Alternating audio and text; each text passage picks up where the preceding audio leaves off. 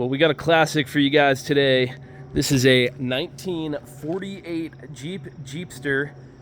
This one has the flathead four-cylinder, actually L-head design is what they call it. About 134 cubic inches, puts out about 63 horsepower, carbureted of course. And she's running on a 6-volt battery. Some original stuff there. We'll go ahead, connect that, fire it up for you guys. But pretty nice example. It's had a repaint, of course, some different work throughout the years. We've been doing some maintenance on it. Got a lot of the lights, turn signals, blinkers, a lot of the gauges inside working. Went through and flushed all the brakes. Just old car stuff. But yeah, it's had a lot of work done throughout the years. Some good, some not so good. But all in all, pretty good example of an old Jeepster. So we'll go ahead and pull this chock out of here. E-brake is, I tried to do some work on the e-brake and it's just a bit of a pain. You know, old cars, I got the e-brake to work, but then it was wanting to stick on. And you know the deal there with old brake systems. Pull that e-brake too hard and it's gonna stick on and never come off. So decided not to mess with that too much anymore. The regular foot brakes though, the juice brakes, are working awesome. Got them all bled out, no more leaks. Actually replaced one of the soft lines. This one was leaking pretty bad. Replaced the rear soft line and got this sucker stopping nicely. So I'm gonna go ahead, fire this thing up. She's pretty faithful. She could use a little carb tuning up here at elevation, but I did have it running once today, so no cheating, but you'll see we don't need choke now. It's got the old foot start. Love that. Oh, I said she was faithful. Let's give her the old double pump. Oh, let's turn the key on and get the fuel pump going. That ought to help. Now let's hit that starter button. Oh, just fires right up. Just a little operator error there.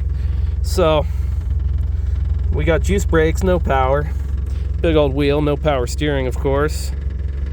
And good old 3 on the tree. So let's see, this one's a little sloppy, but that ought to be reverse. This should be a forward gear. That should be first. Here we go. Oh yeah, just cruising. Top down. Let's take her for a little cruise up here for y'all. Let's go up, take the high road, huh? Wait, is this? Oh yeah, she's pulling the hills. Faithful unit. I got most of the gauges working. I mean, 4 out of 5 ain't bad. Temperature gauge, the needle's all busted in there, but amp meter's working, oil pressure's working. Fuel gauge, I think, reads pretty close. So, faithful unit, guys. Ain't gonna go too far, but testing out the brakes.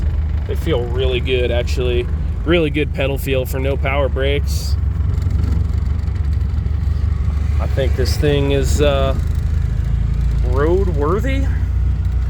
The owner wants to be able to cruise this thing around Aspen in the summertime, just in town. And I think it'd be fine for that.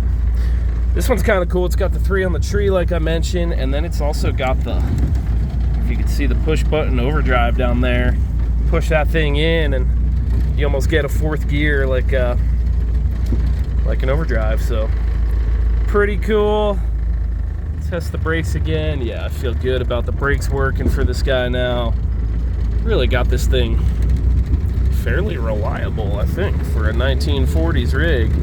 So there you have it, guys.